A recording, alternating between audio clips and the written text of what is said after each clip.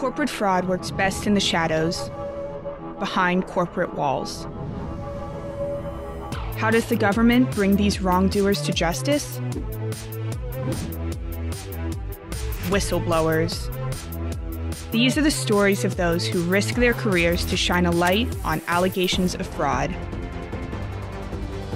Today on Fraud in America. Well, welcome to today's episode of Fraud in America. I am very honored to be joined today by Michael Bawduniak. He was the Biogen whistleblower. If you want more information about what we're going to talk about today, we're going to link in the notes to our earlier interview that we did with Tom Green, who was Mike's lawyer in the Biogen matter. Great friend, one of the best lawyers in our bar. But today we're going to talk to Mike about his experience, some lessons that he learned along the way. He's a fellow Philadelphia Eagles fan. Today, they're hopefully going to win a playoff game and extend. But we're not going to talk too much about the Eagles, but we're going to spend a lot of time talking about his experience and any lessons that he wants to share with us. So, Mike, welcome to the show. Oh, Jeb, thank you for driving all the way out here to meet and do the interview. I greatly appreciate it and I'm honored. Well, thanks for having us in your beautiful home. My daughter's here somewhere wandering the streets, but I really appreciate you taking the time. So, Mike, I want to go back. Let's go back to your childhood. Where'd you grow up? Tell me about your parents. Okay, Yeah. so it's, again, long time ago, but I heard you were born at a young age. Is that true? Yeah. so I grew up youngest of four kids, single mom, and my mother was a nurse. My father was strange enough, in the pharmaceutical industry, but I grew up with two older brothers and an older sister. I was youngest by a couple of years, and my mom worked hard as a community nurse, and kind of instilled a lot of really work ethic as well as kind of honesty and character, and that's really the most that I took away from being raised by a single mom. Single mom, youngest in the family. Was this in Philadelphia? It was just outside of Philadelphia, okay. A small town called Lower Gwinnett. Okay, great. So your entire life has been in Philadelphia, is that right? Or in the surrounding areas? In the surrounding areas. We've, my wife and I have lived as far north as Allentown area, and then we spent some time in South Jersey and currently reside in New Hope. Okay, great. And you found your way to college at Temple, is that right? Yeah, I started in engineering at Drexel and swiftly ran out of funding, which caused me to take a few years off and find a more cost-effective manner in getting my education. So I worked as a cook at a restaurant full-time and finished my degree in business at Temple University. So why engineering? I'm always interested in people's initial college major. Because I was told that's what I should do. Yeah, I scored very high on all the math aptitude tests. My SATs for math far exceeded that for the English side. And my sister was an engineer, my brother was in engineering, so it was kind of beset that go to a good engineering school, and I got accepted to Drexel. And that's kind of the reason I took that route. Quickly realized that math all the time wasn't for me. Yeah. I wanted more abstract thinking and things of that nature that led me to business. It's interesting that we do that. We gravitate towards what we're good at without thinking, is this really what I have a passion for? Right. A lot of people do that. Yeah, my wife's a fellow Drexel Dragon too, so yeah. So after college, after graduating from Temple, a degree in marketing, right? Yes. Where did you go? I went and worked for the Vanguard Group. I worked in finance and buying and selling mutual funds. So that again quickly realized it was a great learning opportunity, but not where my passions really lie.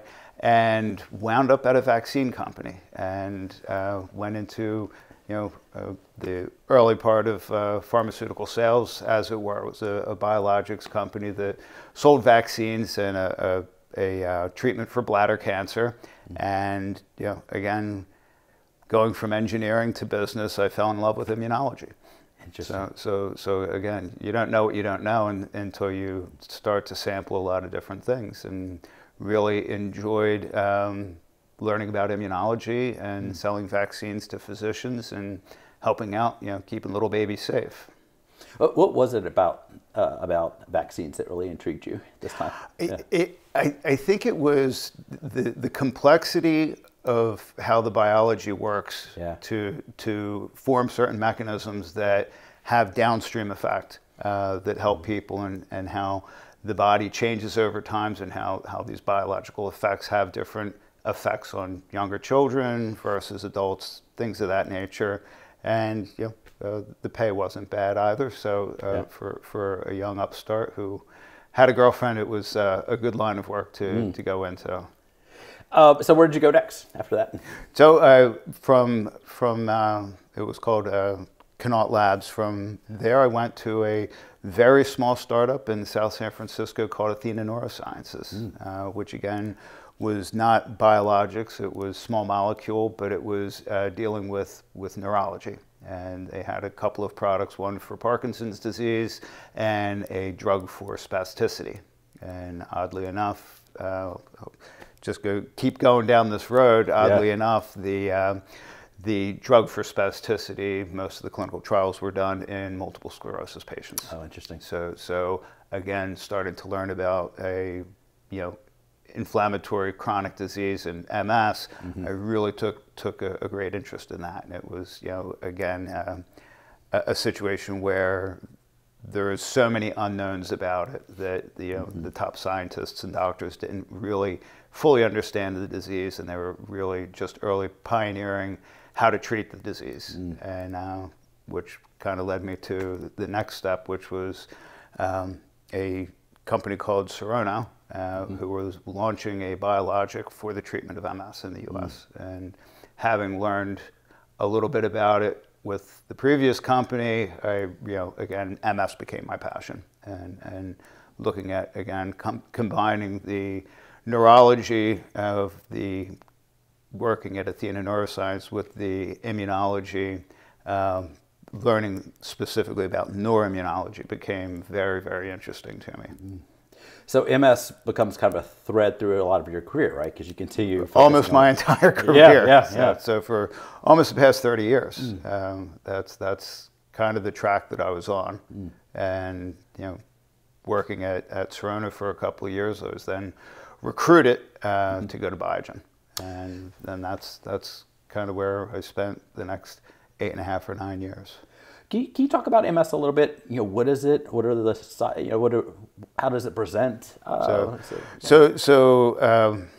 In as close to a nutshell as you can put it, and multiple sclerosis is an inflammatory process whereby the body starts attacking itself. Specifically, it starts attacking the myelin sheath that surrounds the neurons in the brain. And you can think of myelin on the neurons as kind of the insulator as you would over a copper wire. And if you strip that away, you lose the insulation, you lose the conductivity, you start having neurological deficits in the areas of the brain that are affected by those specific neurons. If it affects the sensory in your left hand, then your left hand will start to get numb. Doctors refer to it as a snowflake disease, in that there's no two cases that are exactly the same. They're all very similar. They all present differently. A large portion of them initially present with optic neuritis, which is the loss of vision in one eye. And again, it's an inflammatory process. Some people, if the inflammation affects the spinal cord, they'll have what's called a transverse myelitis, where you might become paralyzed in both your legs for a period of time. Oh, wow. And so it's sometimes easy to diagnose, sometimes difficult to diagnose. MRIs are very, very helpful in that. And a lot of the main universities have big MS centers where it's highly educated, experienced people that specialize strictly in the diagnosis and treatment of MS. Is it typically neurologists that diagnose MS, or is it's almost always a neurologist that will diagnose it. Sometimes ophthalmologists, because if you have acute vision issues and you go to an optometrist, will refer you to an ophthalmologist. The ophthalmologists sometimes will we'll just go ahead and make the diagnosis, or what they'll do is just refer them to whoever their neurologist of choice happens to be. And is this a curable disease, or is this? No, unfortunately, at this point in time, there's no cure for it. Wow. And the early treatments prior to drugs that had specificity for MS, there were a lot of people who used different types of chemotherapies because an amped up immune system that's attacking itself, the easiest way to slow that down is to immunosuppress the body. Wow. And today there's a couple of drugs that are very heavy immunosuppressants that will help in the treatment of it. What they generally use are what's called immune modulating therapies, interferons. There's some small molecules that'll do it and just attack the different disease processes in different ways. Again, it's a disease that predominantly affects young women. About 3/4 of all cases are women in their mid-20s to mid-30s when they're diagnosed. So it really hits people in the prime of their life, which is again very unfortunate. Right. So a lot of young mothers, right? Mothers, pre-mothers, post-mothers, but it's a progressive, incurable disease, which is kind of sad. So you mentioned Serrano. So what drugs did Serrano have at that time? Serrano had a drug called Rebif, which was the drug that I launched. They later acquired a chemotherapy called Nivantrone, which again was a chemotherapeutic agent used in different types of leukemia, and it was, as they refer to it, was a big gun, and was eventually pulled off the market because it did have some downstream severe side effects that reared their ugly heads some years down the line after its utilization. And what was your role at the company? I was a salesperson. Yeah. So I had the pleasure of going out, speaking to physicians, letting them know the merits of our drug, where it would potentially fit into their practice and what patients would be optimal for it, and created a lot of good relationships over the years, and hopefully helped a lot of people out. You mentioned Biogen recruited you right from Serrano. Can you talk about that? Were you aware of Biogen? Were they a competitor? Yeah, Biogen was always they were kind of seen as the gold standard. They were, if in your career in that space at the time of my career, if you could get into a biotechnology company of that caliber, they were highly regarded in the scientific community.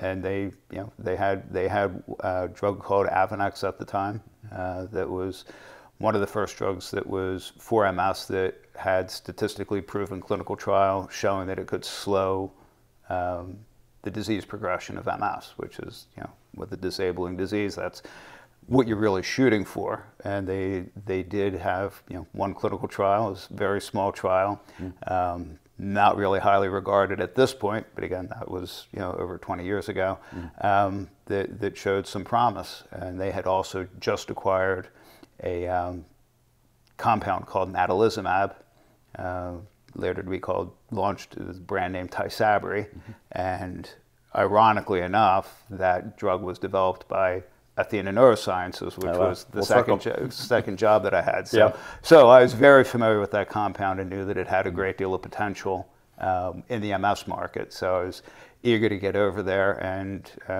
also ironically, the partner I had when I had my first job out of college at Connaught, a really nice mentor, woman who I worked with, was told she needed to have a partner, and she told her boss there's only one person I'm willing to work with. So again, full circle with a drug and someone who meant a lot to me, and whom I had a lot of respect for. So she recruited me in, and that's how I landed at Biogen. So what year was this? Was this? It was 2004. 04. Okay. Yeah. And so starting at Biogen, everyone's real excited about this therapy called Tysabri because its effect on MS were much greater than anything that was currently available. And just as we were launching the drug, there were 2 cases of a rare brain infection called PML, progressive multifocal leukoencephalopathy, and they pulled the drug from the market.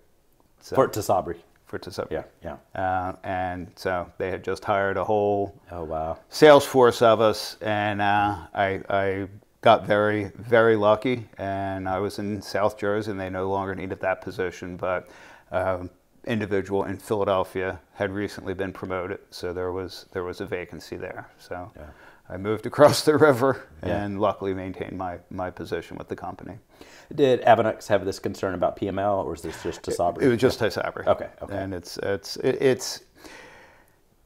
something from the oncology field, and it's if you suppress the immune system enough for a long period of time, this disease can pop up. And it's just simply something that's in the system that's actually a very, very weak bug. However, if the immune system gets weak enough, it comes out and causes this brain infection. It was actually discovered and really researched, and was quite prevalent in the early 80s with the HIV endemic group of people back then. Is this mad cow, or am I confusing this with something else? Yeah, okay. So PML presents, they pull the drug. There was no black box warning at this time, and they just pulled the drug. They just pulled the drug. Yeah. Okay. Yeah. So how did it get back on the market? So they did research and tried to figure out how to create some kind of screening methodology, and they did that by looking at antibody titer levels for. It's called the JC virus. John Cunningham was the poor chap who post-mortem, they got this virus from his brain and named it after him. And what they did was they looked at, if you have a virus, if you have a certain level of viral load, there's usually some antibodies floating around. And so what they did was they developed a screening method that would potentially say, okay, here's the titer, here's antibodies against this JC, and this will, they would try to gauge what the risk of infection was. Considering there were, over 100, maybe several hundred, I lost count of how many cases after they reintroduced the drug. I don't know how much that methodology was helping make it a safer option for individuals. Interesting. So when it came back on the market, it had this black box warning about PML and titrate. Okay. So when it came back on, were you still a sales rep in Philadelphia, or were you promoted to a different position? I was a salesperson for a little bit of time, and then I moved into a position. At the time, it was called a professional education liaison. Okay. And what my job was at that point in time was to engage the top MS experts across the country, in my case, in the eastern part of the country, at MS centers, and make sure they were well versed on, what we were saying about Tysabri. So it was a position that then transitioned into a what they called a regional senior marketing manager, and then a thought leader liaison. So it was a lot of different names for the same thing. And that was someone from the commercial side of the business that was engaging the people with the highest potential to utilize your drug, thought leaders who opinions mattered, and also individuals whom would have the potential to prescribe a lot of this drug and generate vast amounts of revenue. Wow. When I think about the centers on the East Coast, right, there's some big names there. University of Pennsylvania, Jefferson, UMass, University of Buffalo. There's every university in the major cities will have their MS center. What'd you like about this job? I was selling without selling. Yeah. And it was just learning. You're talking to the top people in the field of MS research, MS treatment, MS diagnosis. It was I learned more the first year I was there than I ever could have conceived of in college. It was a crash course, and you had to keep up because their expectations of you were pretty high, and that's kind of if you showed up with good knowledge and able to hold a conversation, then they would want to see you again. And there's some guys I developed pretty good long-term relationships with that to this day they reach out from time to time. So when I interviewed Tom, he talked a lot about the allegations in your Ketam case that you brought against Biogen. Again, I'd recommend people to go back and watch that. We're not going to get into a lot of detail about the allegations that were raised in that case, but your story about stepping forward is inspiring. And my hope with this show is that other people who are in your shoes, 2011, 2012, if they're in those shoes right now, they're thinking there's an option for me if I work for a company that's not listening to me. Yeah. What do you say to that person who is in your shoes where you were in 2011, 2012? What do you say to that person who's working at a company that's not listening to the allegations or the concerns that the person's raising, and the compliance department's backing the person up, but the company's not listening even into their own compliance office? What do you say to that person? Weigh your options, and look at the good and the bad. And I think again, and I've said this to lawyers. I've said it to coworkers. If you do what's right, it usually has the highest probability of turning out right. And again, it's I could just attribute it. It's the way I was raised. I couldn't foresee doing anything differently because it's again, and it actually came up during my deposition, and it's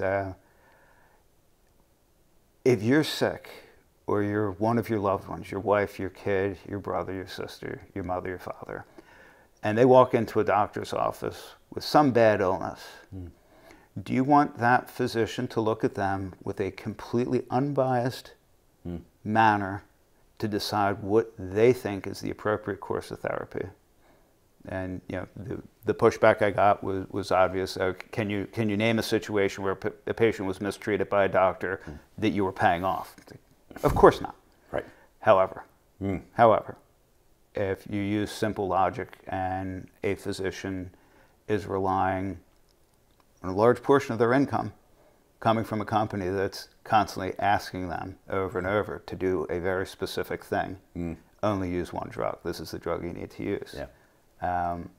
Can any psychologist tell me that physician can be 100% unbiased? And again, I don't have the evidence to say it happened. Yes. I'm not a clinical psychologist. Yes.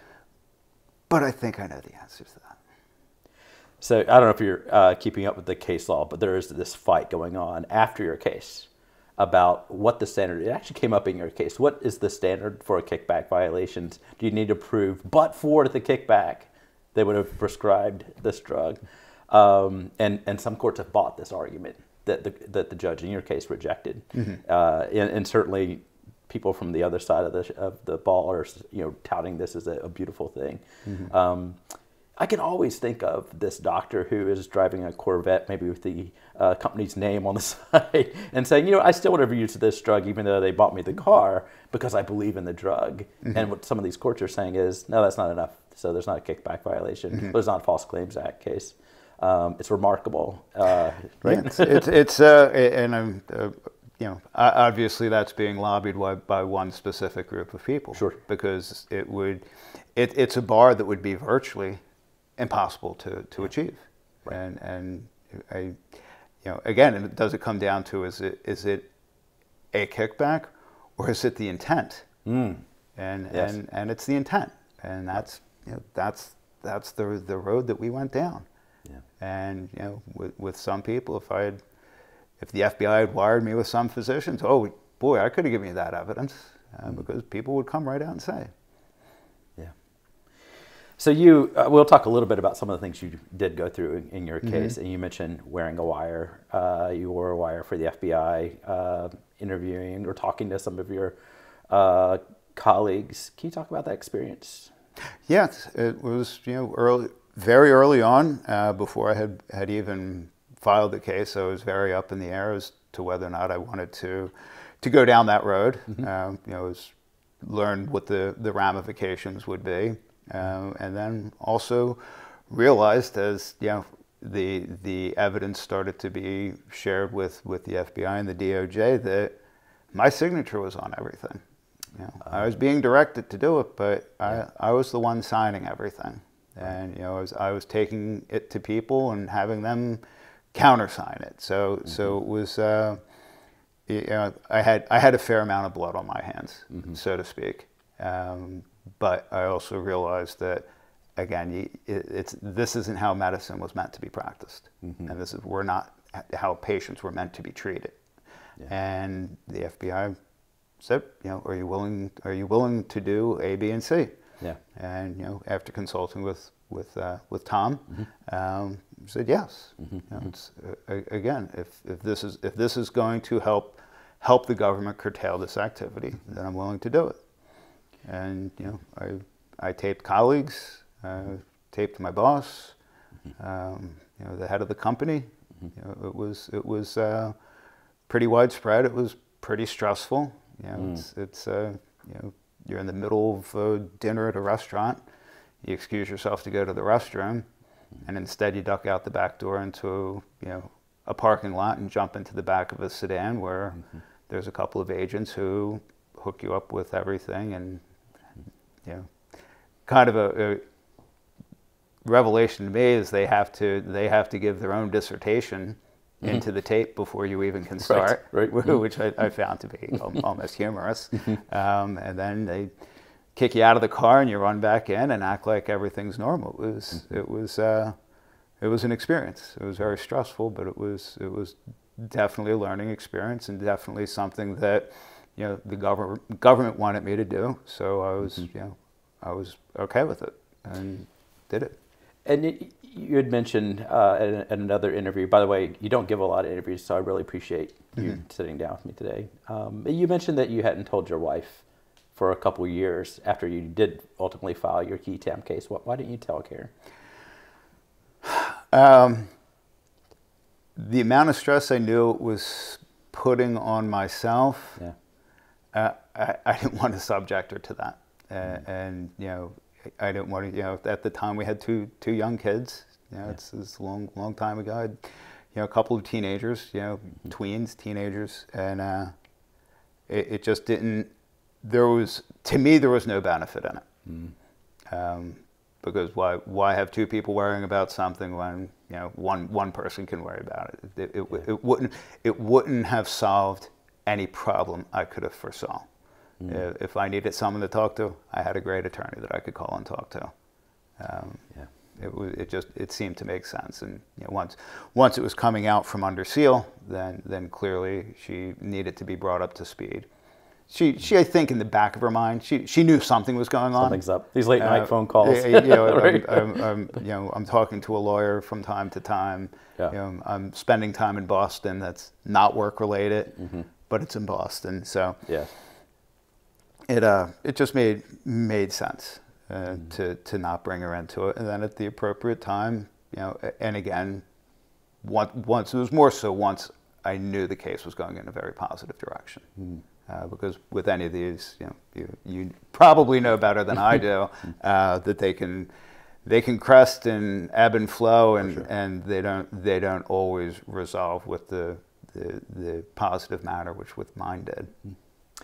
So for the people in our audience who aren't aware, the government looks at your case, you bring the case to the government, they look at it under seal, and at some point they decide whether or not they're going to intervene or take over the case and move forward and prosecute it. They can decide not to, and they can decline it, and you can move forward without the government. In your case, even though you brought them really good evidence, they decided not to intervene. Right. You decided to go forward. Why? Well, why they didn't intervene? Yeah, that's always a question that I would love to talk to whoever was making the decision and find out, because clearly it was a very good case with a very positive result. But you decided to go forward without the government. Well, a lot of people don't. By the way, you're it's going to come out from under seal. True. And there was a perpetual battle. I would hear from the attorney that we petition to have the seal extended. Biogen wants it lifted, and of course they want it lifted for a reason. Yeah. And so I knew essentially my life was over. Figuratively speaking, of course, but when you've committed that many decades of your life to a very, very specific level of expertise, there's I didn't have a transferable skill, and I knew once you hit the internet as a whistleblower, your professional career and my career was over, and so we had to proceed. And again, Tom thought it was a good case. He said they're not going to intervene. Tom's he fortunately has a great deal of swagger, and is well deserved. He's the best at what he does, and he said, well, essentially we'll go this without them. I won't go so far as to say we don't need them, but you always want the power of the federal government behind you. But he was confident in moving forward. So the day that it came out from under seal, you had a performance review. Can you talk about that story? Yeah, it's one of those days that's kind of riveted in your memory forever. And I had a boss at the time who lived in Nashville, and it was time for my mid-year review. I think it was over the summer, it was July or August, and probably July, because I know it came out. I forget the exact date it came out from under seal. But you're at a different company now, not Biogen, right? You're working for another. Yes. I had moved on. Once I pushed back at Biogen on compliance things, and I brought it to what we're doing is completely out of line, and there's certain activities I just refuse to do. My life at Biogen changed. I was demoted. I got a new boss. One of the first orders of business of my new boss was he sat me down and said, I'm not going to fire you, but you're not going anywhere other than what you're doing. And I was completely alienated. I mean, it was almost sophomoric stuff. You walk into the cafeteria and everyone moves their tray and turns their back to you. It's stuff like that. Right. People wouldn't talk to you on elevators. It was clear. It was get the hell out of here. Right. So I did, and I went to a company called Sanofi, who shockingly were launching a new MS drug. The thread continues. So after being there, I guess I started there in 2012, 2015 when it came out from under seal. Again, I was with my boss at the time in a hotel in Nashville, and I walked into the lobby alcove where he was sitting. Said, "Hi, how you doing?" Shook his hand, and we sat down. He looked at me, and he just had his laptop open, spun it around, pushed it across the table, and said, "Do you care to explain this?" Wow! And it was legal 360. Mike Bawduniak, case out from under seal, as of this morning, whistleblower case against, former employer of Biogen. And I said, well, it speaks for itself. That is, you can read it as what it is. I prefer not to. I have nothing to say about it. Right. There's nothing to say about it. And he said, well, just so you know, everyone at HQ has seen this. I've read it. I don't trust you anymore. No one there trusts you anymore. Wow. And so, of course, I said, do I still have a job? And yes, because you can't. Fortunately, they were acutely aware that you get into a little bit of legal tangle if you follow an active whistleblower. But that's when life changed at Sanofi. And surprisingly, a lot of people. They did a good job of trying to continue to act as though they're treating me fairly. Right. But again, couple of positions that not to sound arrogant or anything, but a couple of positions that I applied for, I was just summarily dismissed. Wow.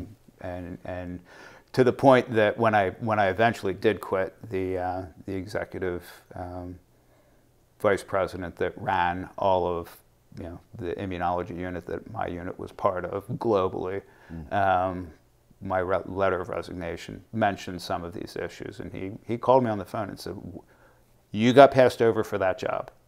He's like, "How is that? Who would they hire in place of you?" Because I was probably one of the most qualified people for it in the industry. Sure. Because it was written for me. I was like, well, it is what it is. And clearly there was retaliation against me, and he was very apologetic. He's like, if I had known, this wouldn't have happened. And he happened to work with me at Biogen. Right. He was one of the few people at Biogen that stood up against and tried to curtail some of the nefarious activities that were there, and he was, of course, forced out. But it was at least hearing it from the who's now he's the CEO of another company. At least hearing it from him that there's no way on earth I ever should have been passed over for this position was at least satisfying to me. But yeah, I was left alone. I was somewhat isolated. People obviously wanted nothing to do with me. The colleagues I had from Biogen, stopped talking to me for the most part. But it is what it is, and that's again, you asked earlier what you would tell people is that this is stuff you have to be prepared for. I have thick skin. I don't intimidate, and you can insult me to my face. I don't care. I'm comfortable with who I am. Who you are, and I'm comfortable with what I do and why I do it. And if I weren't, then I'd lose sleep. So you stayed at Sanofi. It came out from under seal in 2015. You stayed there until 2022. So 7 years. Is that correct? You stayed there. Wow. So when I did resign, I was surprised. There were some people who weren't aware of what was going on, and which was good. But even while I was at Sanofi, it was I loved the people. Wasn't always the greatest culture, but I applied. Probably interviewed for about 7 different positions outside the company, and 4 of them I got to the point where they said we're going to send you an offer on Monday. And then they started the background check, and the offer never came. And no one would ever return my phone call, which I thought was very, very telling. I was blacklisted in the industry, and having the last name I do, it's very difficult to hide. So whenever the case, they decided that you were going to go forward, and you and Tom decided to go forward, and you're looking across the table at the defense counsel, and there's these big firms. And I said, and when I gave Tom the Lawyer of the Year award, and you got the Whistleblower of the Year award, that in the Battle of David versus Goliath, I was pretty sure you guys were the Goliath, even though they had the big law firm on the other side. Did you have any doubts at any point that this case was not going to succeed? Well, I told Judy Bloom, you have no idea, and I mean you could tell them who she is, but I had the opportunity to talk to her briefly in D.C., and I said just so you know, your name still causes me PTSD because she was the government attorney who was going back and forth on a lot of things, and I would get good news from Tom, and I get lukewarm news from Tom. Never got bad news. I never got bad news, but throughout the case, I would your brain runs wild. Yes, for sure. If this doesn't work out and the company gets the opportunity to get rid of me in some mechanism, and I can't find a job, and I have a mortgage, and I have 2 kids that are ready to go to college. And my wife is a stay-at-home mom. I have this manner of painting the picture. I'm a very visual person, and it's just how do you lay there at night painting that picture? What's that look like? How much do I have in the bank? The kids, are they going to community college? I don't. There's the whole scenario, and then a week later, Tom would call and say, hey, there was this 6 motions. We won, hit each one of them out of the park. Then it's like, and then you start saying to the kids, pick any university you want. But it was touch and go for a while. And again, I'm guy who's working at a pharmaceutical company. I'm not an attorney, let alone I'm not a top attorney. I don't know your world at all at that point in time. Right. And I think I got much more comfortable with the case over time as I started to learn more about the process, what the limitations were, where the pitfalls were, where the potholes would be, where things could go right, where they could go wrong. And the more I learned, the more I started to ask, I think, more educated questions of Tom and get more, probably get answers that were more in depth than he had given in the past. Yep. And so the more it went from client lawyer to partnership, Yes. I think really was when I started to get a little bit of a smirk on my face and say, we're going to win this. Yeah. And it wasn't that long after it came out from under seal, when, you know, because things accelerated from then, that I told my wife, I said, don't worry, this is a win. How big a win? That'll be the wild card. Yeah. I don't know. But don't worry, we will win. And all I wanted to do was win. Yeah. The amount didn't, it was inconsequential. When you look at it losing everything. Yes. Yes. The negative is you lose everything. And I say that, and people are listening to this.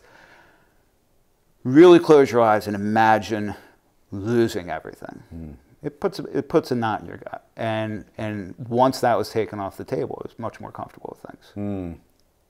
Yeah, you guys won a motion to dismiss that still gets circulated amongst our bar. And then when Biogen didn't file a summary judgment motion, I'm like, it's just a matter of when. Right. And certainly when DOJ filed a statement of interest backing you guys up on causation, kickback, that but-for argument that we talked about earlier. Right. I thought things were heading in a beautiful direction for you guys. I tell people now who are new lawyers, and we talk to a lot of new lawyers who maybe are old lawyers, but they're getting involved in this area, to go on Pacer and look at all the motions filed in your case. Almost 700 motions filed in your case of different kinds, and it's really is a law school deep study on how to bring a case. Right. So the fact that you became a partner as opposed to a lawyer client, I completely see how that could play out. So eventually there was a mediation. Tom talked about this. They 6 days until trial. They decide on July 26, 2022. All right, we'll settle for $900 million. Did a part of you want to go to trial? Did you want to get on stand in this case? So it's a tough question. In retrospect, absolutely. Yeah. Absolutely. I think just seeing how the arbitration went, but up to, you know, the leveling of anxiety getting to that point was you've waited 10 years, the finish line is over there. Yeah. Do I want to kick it back another mile? At that point, yeah, I just wanted it to be over. Yeah. And the ironic thing is, and you know, I think Tom had asked me at one point is, if they 3 years into this had thrown X on the table, and when I say X, it's the settlement with a very large, you know, denominator. Yeah. I said, hell yeah. Right. And it's, you know, again, it's what my whole issue with Biogen was, is it was arguably the most arrogant, self-righteous group of people I ever encountered, which is why their culture was so toxic. But you know, again, you mentioned, you know, when you have Skadden,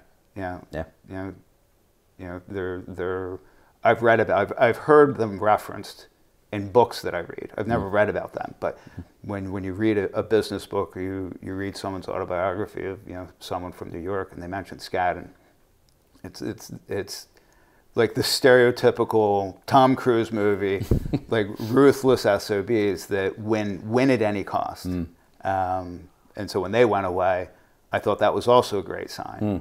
And then, you know, one of my claims to fame is I got deposed by Evan Chesler.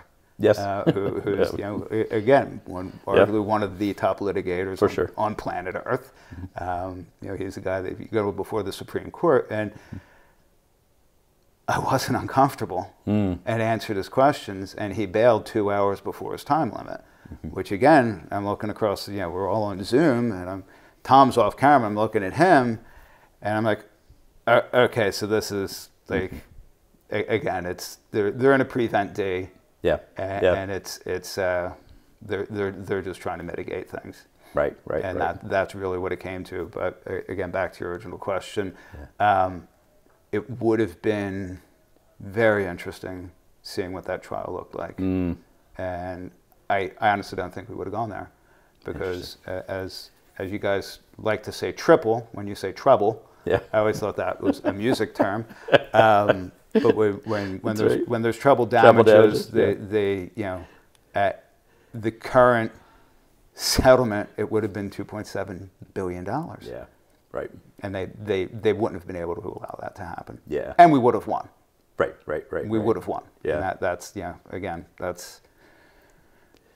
But not having to have a defibrillator nearby, it was good to just wrap it up. For sure. Then, yeah, absolutely.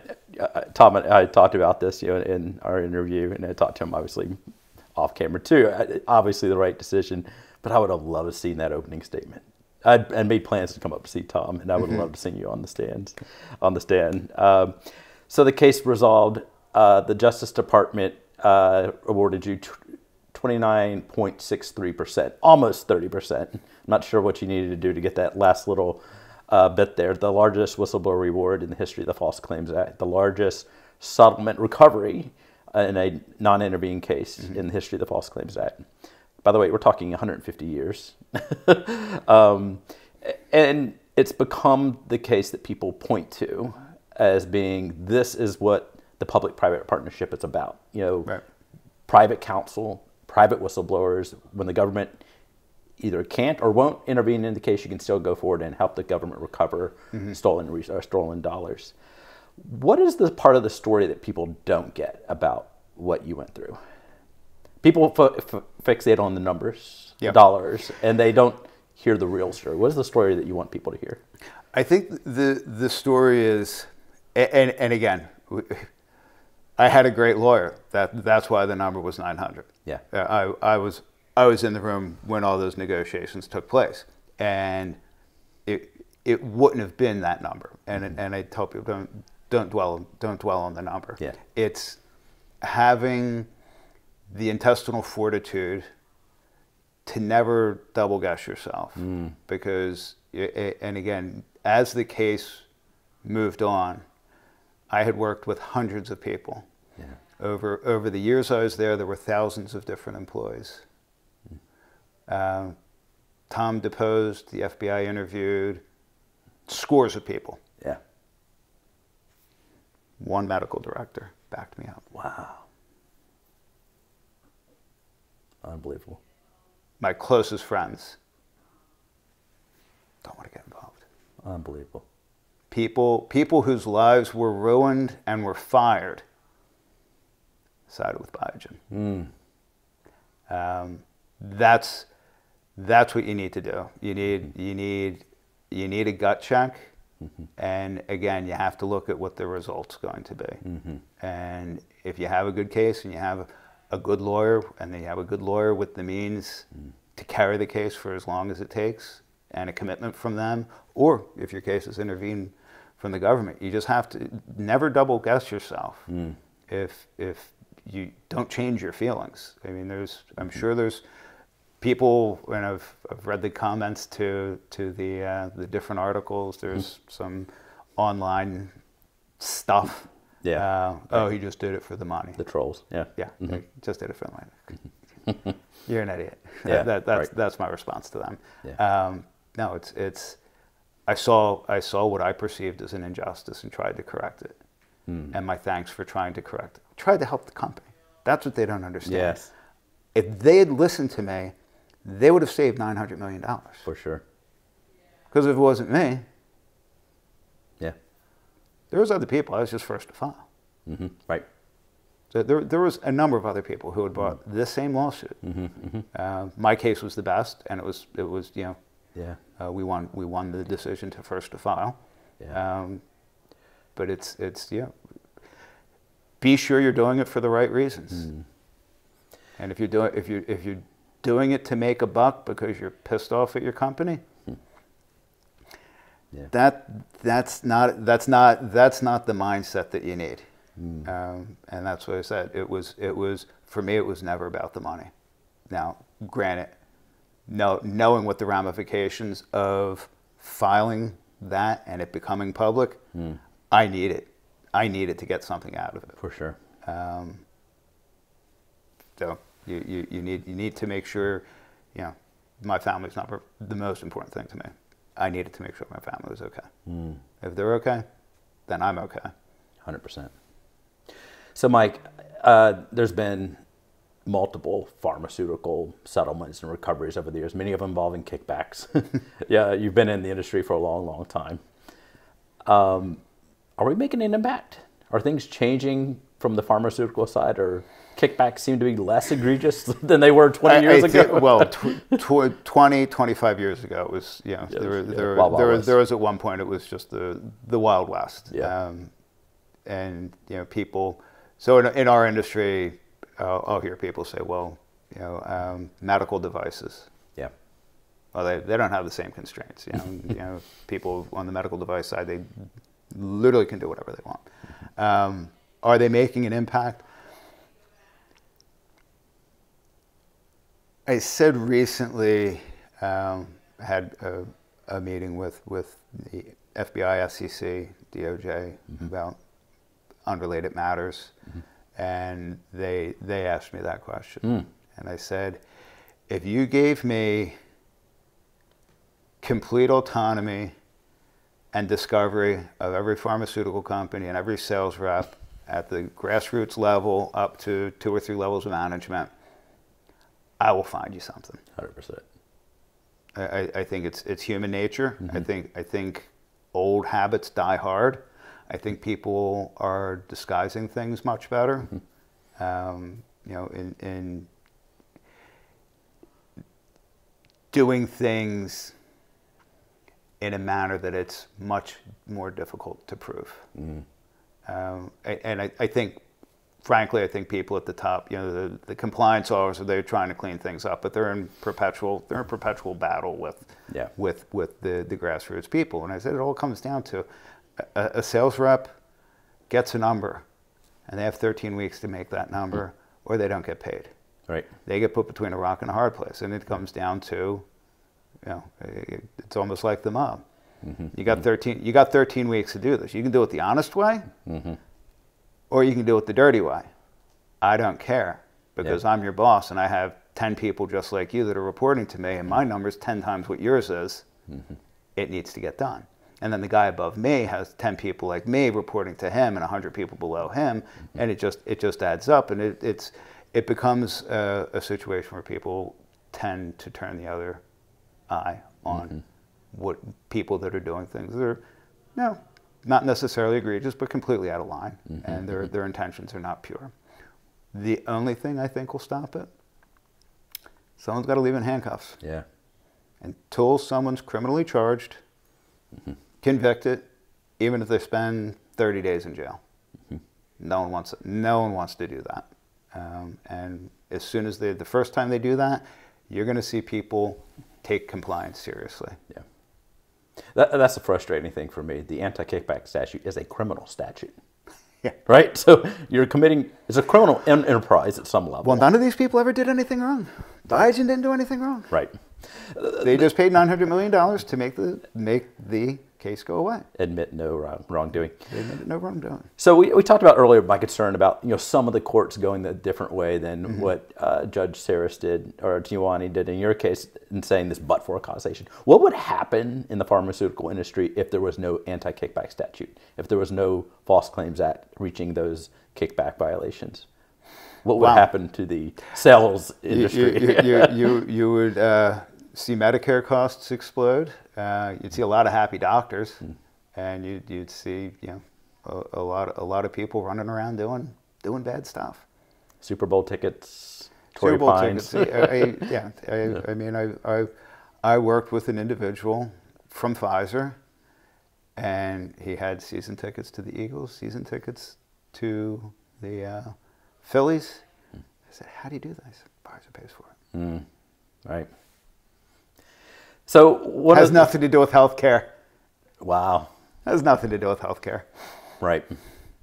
A lot of people ask, this is just money, or they would have prescribed the drug or a different drug that's a Me Too kind of drug. But kickbacks have real influence on prescribers, right? The decision about whether to go based on your patient need or provider greed really does drive decisions, or else pharmaceutical companies would not pay it. Right. So where do you? By the way, I really appreciate you sitting down with me and talking. Since your settlement, you've become involved in our organization in helping future whistleblowers. You've become a part of our whistleblower advisory committee. You're supporting our organization. Why is that important to you? I know what I went through. Yeah. And I think in speaking to some of my peers, everyone in their own way, everyone goes through a very, very similar progression. You're doing the right thing. You engage, an attorney, then you get stressed out, and your company finds out, and then it's very, very similar. I not employable, so I need to do something with my time, and it's your organization. TAF is an organization that I, really, when Tom let me know about it, because I wasn't aware of it, I read about it. Went to the first meeting, I guess, in 22. Really enjoyed the people, believe in the mission, and I'm on the other side. I mean, you guys are a bunch of great attorneys in the whistleblower arena, and I think, if we can be a conduit to helping people who are coming forward, I think that's where, I hopefully could bring some value. Tremendous value. I appreciate everything that you've done in telling your story. It's very easy to settle the case and move on with your life and let that go away. But to say, I'm going to help the people who are coming in after me is so admirable. Your two sons, you didn't tell them until a year before the case settled. How'd that conversation go? Well, the impetus of that was... My older son was an L1, that's the first year law student, and I just got to thinking that as they're learning how to search databases and research cases, at some point, as everyone with morbid curiosity, I'm going to throw your name in, or I'm going to throw my name in. I'm going to do something, and been on the internet since 2015. Right. Now, granted, you have to look for it, but I knew something very.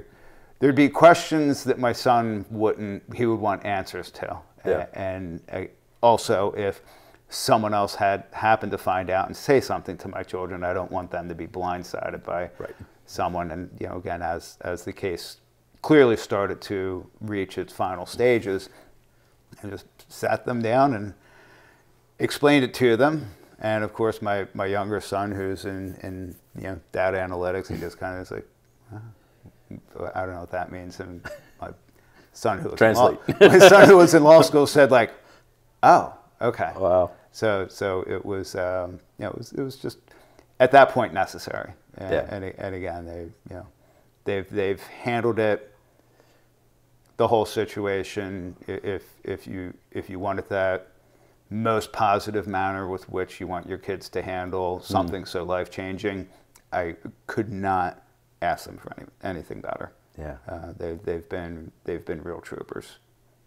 So we started off talking about your childhood, and you mentioned your mom, single mother raising you.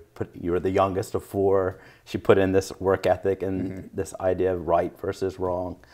I understand she's 83 years old, still going strong. What does she think of you in all this that you've gone through? I honestly, she doesn't know. I don't think she understands what to think. Yeah. She knows her son did the right thing, which, you know, oddly enough, she was, because she was a nurse and she was in gerontology, she was a speaker for a pharmaceutical company. Oh, wow. So I thought that was ironic that she was actually one of those people. She wasn't a prescriber, but she was on the other end of things. She was very happy for me. And you know, again, appreciated. And I think, you know, when your kid does something like that, I think she appreciates the, you know, I did something right. And you know, and bless her heart, I said, Mom, you know, you're a single mom, you raised me. I said, anything in the world you want, I can now provide you. And she's, I don't want anything. Wow. You know, which kind of hurts. I wish there was something I could do, but you know, it's nice. But that's, you know, you pay it forward. Cool story. Mike, I just want to acknowledge you for lighting a path for future whistleblowers, inspiring people to step forward, inspiring me, inspiring a lot of people that we interact with. I think your story isn't done. I think you're going to continue on this path and inspire so many other people. So I would encourage you to continue doing stuff like this. But I really appreciate you taking the time today. It was my pleasure. Again, thanks for driving all the way out here. We're actually at the beach, not in New Hope. But I wish it was sunny. Yeah. But again, thanks. Absolutely. Well, until next episode of Fraud in America, if you see something, say something. When that doesn't work, it's time to do something. If you believe you have witnessed fraud against the government or fraud on the financial markets, we encourage you to visit our website at taf.org, where you will find a directory of member attorneys who represent whistleblowers across the country. On our website, you will also find additional information about our nation's various whistleblower laws and programs, and a way to donate to our organization as we step forward in spreading information about whistleblower programs. This episode was edited and produced by Rachel Brooks, and our theme song is by Connor Chaos. A big thank you to our TAF staff and researchers of James King, Emma Bass, Jackie DeMar, Kate Scanlon, Max Boldman. Fraud in America is a project of Taxpayers Against Fraud Education Fund. The opinions expressed on today's show belong solely to the guest and are not necessarily endorsed by the organization. Thank you for joining us on today's episode of Fraud in America.